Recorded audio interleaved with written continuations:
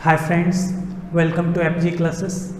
आज हम लोग पढ़ने वाले हैं Indian civilization and culture part 2। First part में हम लोगों ने पैराग्राफ नंबर 8 तक देखा था। आज हम लोग वहाँ से आगे देखेंगे पैराग्राफ नंबर 9। चलिए स्टार्ट करते हैं। आप लोग अपने बुक में देखिएगा। The Indian civilisation as described by me. Gandhi ji कह रहे हैं कि भारतीय सभ्यता जैसा कि मेरे द्वारा वर्णन किया गया है, बताया गया है, has been so described by its votaries. Votary का मतलब होता है भक्त, समर्थक या चाहने वाला।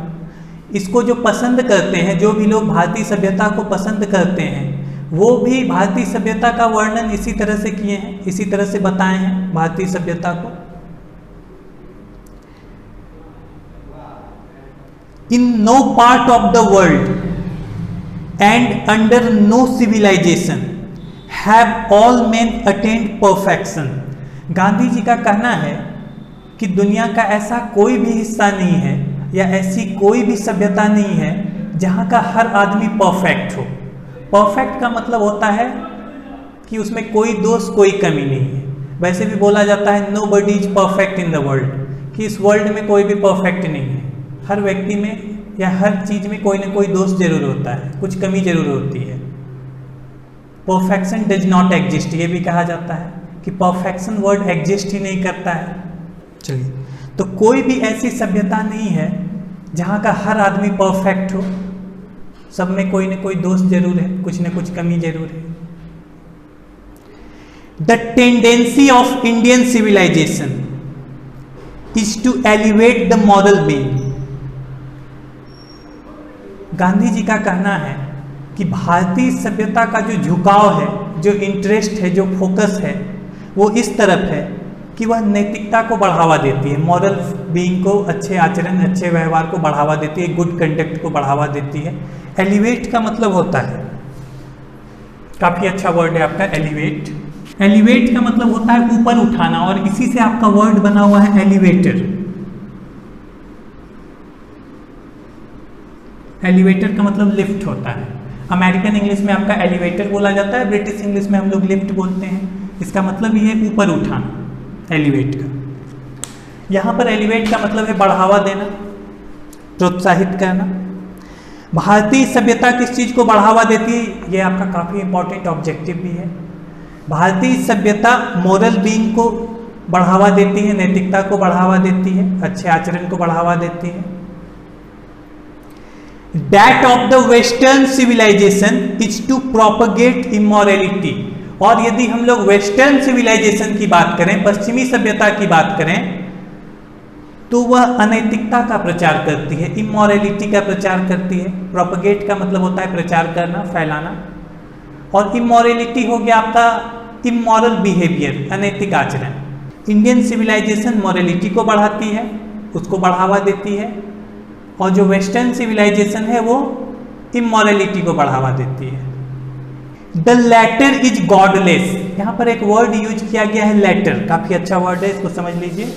LATTER। लैटर का मतलब होता है बाद वाला।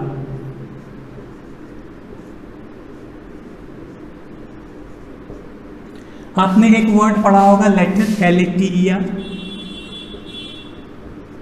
इसका मतलब होता है बाद में।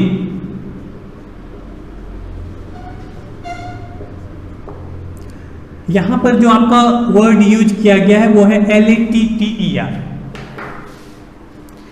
The latter is godless. यहां पर आप ध्यान दीजिएगा, पहले इंडियन सिविलाइजेशन की चर्चा की गई है और बाद में वेस्टर्न सिविलाइजेशन की चर्चा की गई है। तो यहां पर जो बाद वाला है वो वेस्टर्न सिविलाइजेशन है।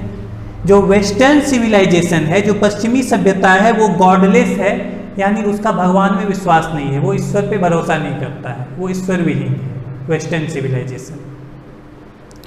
The former is based on, और जिसकी चर्चा पहले की गई है यानी कि इंडियन सिविलाइजेशन, वो किस पर आधारित है, बिलीफ इन गॉड, यानी भारतीय सभ्यता में भगवान पर विश्वास किया जाता है, लोग भगवान पर भरोसा करते हैं।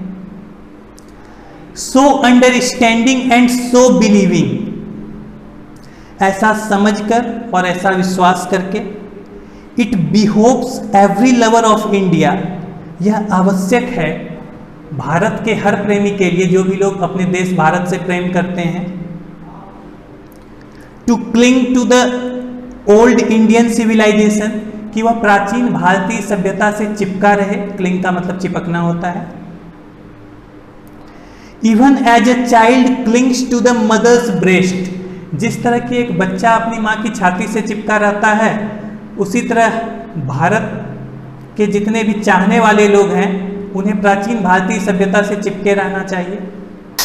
गांधी जी का कहना है, I am no hater of the west, कि मैं वेस्ट से नफरत नहीं करता हूं, मैं वेस्ट का विरोधी नहीं हूं।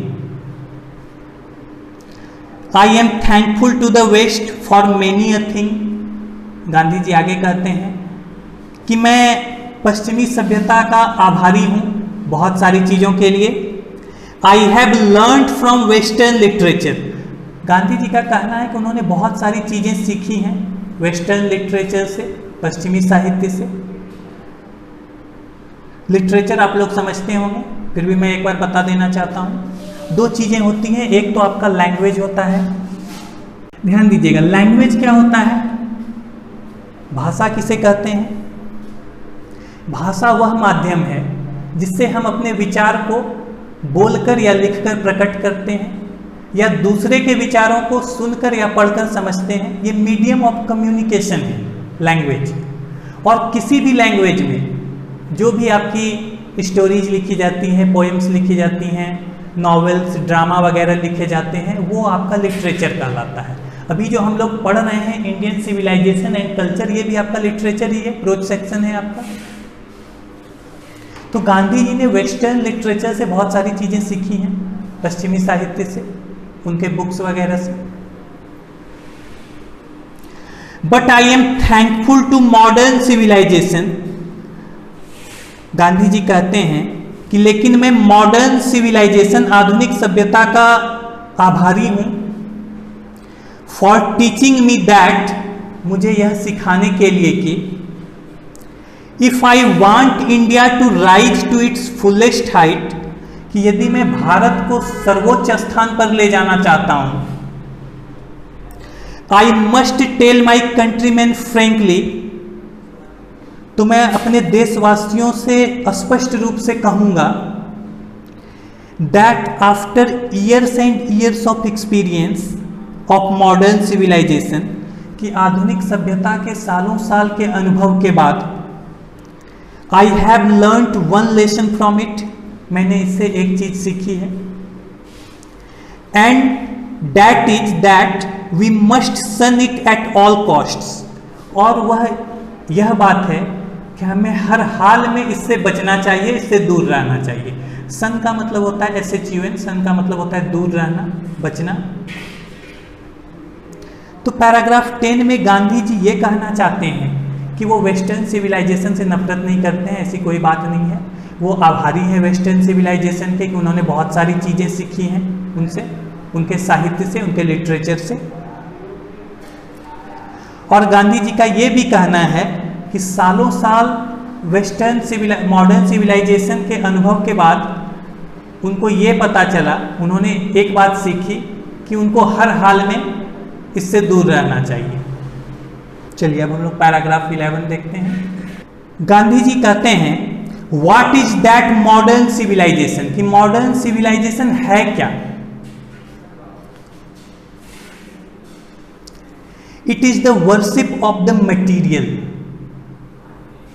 मॉडर्न सिविलाइजेशन में सारा फोकस जो होता है मटेरियल पर होता है, सांसारिक चीज़ों पर होता है, धन दौलत संपत्ति, तरह तरह के मशीनों पर होता है। It is the worship of the brute in us, यह हमारे भीतर की जो बुराई है उसकी पूजा है modern civilisation. It is unadulterated materialism, unadulterated का मतलब होता है कंप्लीट, और मटीरियलिज्म को आप समझिए, काफ़ी इंपॉर्टेंट टर्म है, इसको हम लोग समझते हैं। पहले मटीरियलिज्म होता क्या है? मटीरियलिज्म हिंदी में भौतिकवाद कहते हैं, इसको सही ढंग से हम लोग समझते हैं। द बिलीफ, बिलीफ का मतलब होता है विश्वास या धारणा, दैट मनी एंड पजेशंस, कि पैसा और पजेशंस का मतलब होता है संपत्ति, जिस भी चीज के आप मालिक हैं वो आपका पजेशन हुआ, जिस भी वस्तु पर आपका अधिकार है। Are the most important things in life, ऐसी धारणा या ऐसा विश्वास कि पैसा या संपत्ति जो है वही सबसे इंपॉर्टेंट चीज़ें हैं, सबसे महत्वपूर्ण चीज़ें हैं जिंदगी में, ये चीज़ आपका मटेरियलिज्म कहलाता है। तो मॉडर्न सिविलाइजेशन का पूरा फोकस इधर ही है। मॉडर्न सिविलाइजेशन में लोग यही समझते हैं कि धन संपत्ति और पैसा जो है यही जो है सबसे इंपॉर्टेंट चीज़ है लाइफ में। यहाँ आपको बोला जा रहा है इट इज अनअडल्टरेटेड मटेरियलिज्म, यह पूरी तरह से भौतिकवाद है, यानी पूरी तरह से यहाँ धन संपत्ति पर ध्यान दिया जा रहा है। धन संपत्ति जुटाने में जीवन का महत्वपूर्ण समय लग रहा है। And modern civilization is nothing, और आधुनिक सभ्यता कुछ भी नहीं है, if it does not think at every step of the triumph of material civilization, यदि यह हर कदम पर नहीं सोचती है मटीरियल सिविलाइजेशन पर विजय प्राप्त करने के लिए। ट्रायम्फ का मतलब जीत होता है, यानी इन चीज़ों को जो वह महत्व दे रही है, इन सब चीज़ों का जीवन में विशेष महत्व नहीं है, लेकिन मॉडर्न सिविलाइजेशन का सारा फोकस इधर ही है। तो इस पर हम लोगों को जीत हासिल करनी होगी, और यदि ऐसा नहीं करते हैं तो मॉडर्न सिविलाइजेशन कुछ भी नहीं है। चलिए पैराग्राफ नंबर 12 देखते हैं हम लोग। It is perhaps unnecessary, Gandhi ji कहते हैं कि यह शायद अनावश्यक है, यानी कि आवश्यक नहीं है। इफ नॉट यूजलेस, यदि बेकार नहीं है तो। To weigh the merits of the two civilizations, दो सभ्यताओं के गुणों की तुलना करना। इट इज लाइकली, ऐसा संभव है, that the West has evolved a civilization suited to its climate and surroundings। Gandhi ji का कहना है कि वेस्ट ने ऐसी सभ्यता विकसित की है, यूरोपियन कंट्रीज ने ऐसी सभ्यता विकसित की है जो उनके क्लाइमेट और सराउंडिंग को सूट करती है, जो उनके जलवायु और वातावरण को सूट करती है। एंड सिमिलरली, और समान रूप से उसी तरह, we have a civilization suited to our conditions, जो हमारी सभ्यता है वो हमारी स्थितियों के अनुकूल है, हमारे वातावरण को सूट करती है। And both are good in their own respective spheres, और दोनों सभ्यताएं अपने अपने क्षेत्र में अच्छी हैं। चलिए पैराग्राफ 13 देखते हैं हम लोग। The distinguishing characteristic of modern civilization is an indefinite multiplicity of human wants. इसको ठीक से समझिएगा। डिस्टिंग्विशिंग कैरेक्टरिस्टिक का मतलब है मुख्य विशेषता, जिससे कि मॉडर्न सिविलाइजेशन इंडियन सिविलाइजेशन से अलग होती है। वो मुख्य अंतर क्या है, मुख्य विशेषता क्या है इसका? वो है इनडेफिनिट मल्टीप्लिसिटी। इनडेफिनिट का मतलब होता है अनिश्चित, और मल्टीप्लिसिटी का मतलब है किसी चीज की अधिकता। ऑफ ह्यूमन वांट्स, यानी मॉडर्न सिविलाइजेशन ने इंसान की ज़रूरतों को काफ़ी बढ़ा दिया है। हर ज़रूरत का वो सामान बना लेता है, तरह तरह की चीज़ों का आविष्कार कर रहा है और करता ही जा रहा है। यहाँ पर वांट का मतलब ज़रूरत है। The characteristic of ancient civilization is an imperative restriction upon and a strict regulating of these wants. जो प्राचीन सभ्यता की विशेषता है कि यह इम्पेरेटिव का मतलब आवश्यक होता है, जरूरी होता है। यह आवश्यक रूप से कंट्रोल करती है इन जरूरतों को। वो हर जरूरत के लिए सामान नहीं बनाना चाहती है, मशीनों का आविष्कार नहीं करना चाहती है, वह जरूरतों को सीमित कर कर रखना चाहती है।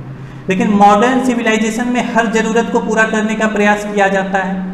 पहले व्यक्ति की जरूरत को समझा जाता है, फिर सामान बनाया जाता है, और यदि जरूरत नहीं है तो जरूरत बना दिया जाता है। इन सब ऐसे सब चीज़ों को बना दिया जाता है जिसकी जरूरत आदमी को होती ही है। मनुष्य की आवश्यकताएं अनंत हैं। तो जो इंडियन सिविलाइजेशन या एंसेंट सिविलाइजेशन है उसका जो उद्देश्य है वो ये क्या कि इन ज़रूरतों को सीमित किया जाए, अपनी ज़रूरतों को बहुत अधिक नहीं बढ़ाया जाए। और मॉडर्न सिविलाइजेशन में इंसान की ज़रूरत बहुत ज़्यादा है, हर ज़रूरत का सामान बनाया जा रहा है। द मॉडर्न और western insatiableness arises really from want of living fate in a future state and therefore also in divinity। जो मॉडर्न या वेस्टर्न insatiableness है यानी कि असंतुष्टि है, मॉडर्न सिविलाइजेशन में जो लोग असंतुष्ट हैं, वह असंतुष्टि उत्पन्न कहाँ से होती है? Want of living fate. यहाँ पर वांट का मतलब कमी है। पहले जो वांट आपका आया था उसका मतलब था जरूरत, और यहाँ पर वांट का मतलब है कमी या अभाव। तो वहाँ किस चीज़ की कमी है? लिविंग फेथ, यानी उनको ठोस विश्वास नहीं है, सच्चा विश्वास नहीं है। किस चीज़ में? इन अ फ्यूचर स्टेट, की भविष्य में क्या होगा। And therefore also in divinity, और दैवी शक्ति में भी उनका भरोसा नहीं है, ईश्वर पर भी वो भरोसा नहीं करते। द रिस्ट्रेंट ऑफ एंसेंट और ईस्टर्न सिविलाइजेशन, और जो प्राचीन या पूर्वी सभ्यता है यानी कि भारतीय सभ्यता है, उसमें जो अपने ज़रूरतों को कंट्रोल में रखा जाता है, जो संयम में रहते हैं लोग, वह कहाँ से उत्पन्न होती है? अराइजेज फ्रॉम अ बिलीफ, इस विश्वास से उत्पन्न होती है। often in spite of ourselves in a future state and the existence of a divine power। हम लोग फ्यूचर स्टेट में भी भरोसा करते हैं और ईश्वर में भी विश्वास करते हैं, और इसी वजह से हम लोगों ने अपनी ज़रूरतों को सीमित कर लिया है। हम लोग यह अच्छी तरह से समझते हैं कि आप कितना भी सामान जुटा लीजिए, धन दौलत जुटा लीजिए, सब कुछ एक दिन यहीं रहने वाला है।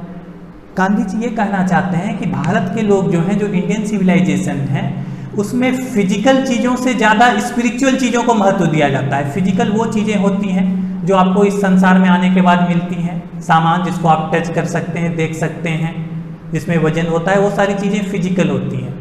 और जो स्पिरिचुअल चीज़ें होती हैं उसको आप देख नहीं सकते हैं, टच नहीं कर सकते हैं, जैसे आत्मा, परमात्मा, विचार, भावनाएं, ये सारी चीज़ें स्पिरिचुअल चीज़ें होती हैं।